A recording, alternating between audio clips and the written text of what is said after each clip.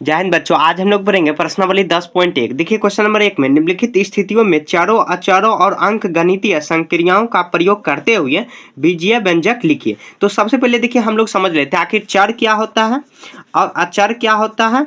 अचर और गणितीय संक्रिया मतलब उसमें करना है, जो भी कह रहा है करने को, जोड़ घटाव जिसको गणितीय संक्रिया। देखिए चर क्या होता है। चर जैसे ए से लेके जेड तक अगर लिखा हुआ है जिसका मान हम लोग बदल सकते हैं, जैसे देखिए एक्स वाई जेड इस तरह रहेगा। अगर ये चर हुआ, अचर क्या हुआ, नंबर में रहेगा, 1 2 3 4 ये नंबर में रहेगा, मतलब क्या कितना भी नंबर आ सकता है। ये चार अचर ये हुआ जिसका मान बदल सकते हैं, और अचर जिसका मान नहीं बदल सकते, मतलब मान अगर 4 के जगह पर 3 रख देंगे तो गलती हो जाएगा।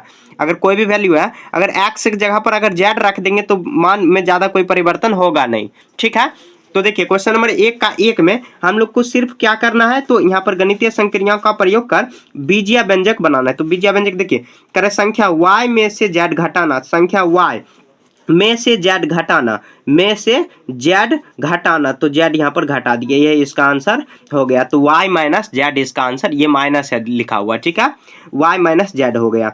उसके बाद देखिए संख्या x और y के योग का आधा, तो संख्या x और y के योग, तो योग का आधा करना, आधा मतलब 2 से भाग कर देना, यह इसका आंसर आ गया। समझ गए। अब देखिए क्वेश्चन नंबर 3 में, तो 3 में क्या कह रहा है, कह रहा है संख्या z को स्वयं से उससे गुना किया जाता है। तो z को स्वयं से गुना करेंगे तो z से गुना होगा, तो z गुना z तो z स्क्वायर हो जाएगा, ये इसका आंसर हो जाएगा। ठीक है, ये क्वेश्चन नंबर, बस ऐसे बनाना है, ज्यादा आपको कुछ नहीं करना।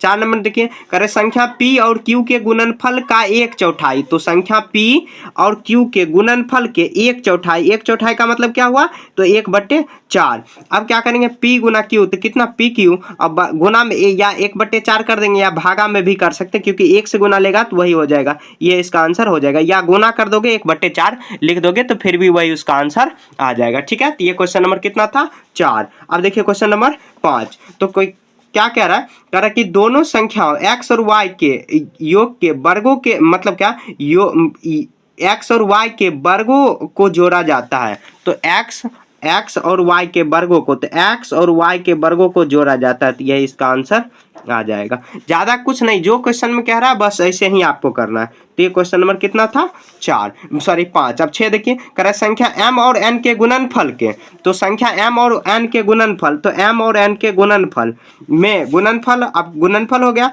के 3 गुने में 5 जोड़ना, गुणनफल के गुना करेंगे के 3 गुने में कितना जोड़ना, तो 5 जोड़ना। तो यहाँ पर देखिए कितना आ जाएगा, 3mn और प्लस 5 हो जाएगा। ठीक है, ये इसका आंसर आ गया, 3mn और प्लस 5 हो गया। ठीक है, ये क्वेश्चन नंबर कितना था, 6। अब देखिए क्वेश्चन नंबर 7, तो यहाँ पे देखिए 10 में से y और z के गुणनफल को घटाना, तो कह रहे हैं 10 में से y और z के गुणनफल, तो y और z के गुणनफल कितना आ जाएगा, y गुना z, तो z y z हो जाएगा, ये इसका आंसर।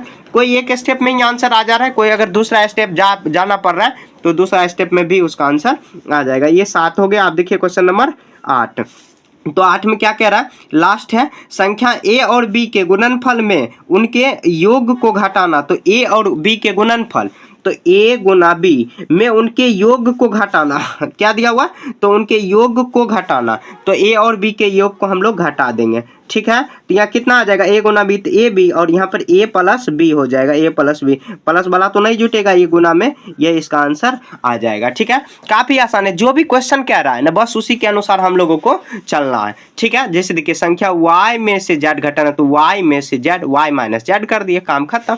जो क्वेश्चन में कह रहा है वैसे आपको करते चलना, साथ साथ बनाते भी आपको अगर चलना है तो बना सकते हो। ठीक है, तो ये क्वेश्चन नंबर 1 हम लोग यहाँ पे कंप्लीट कर लिए।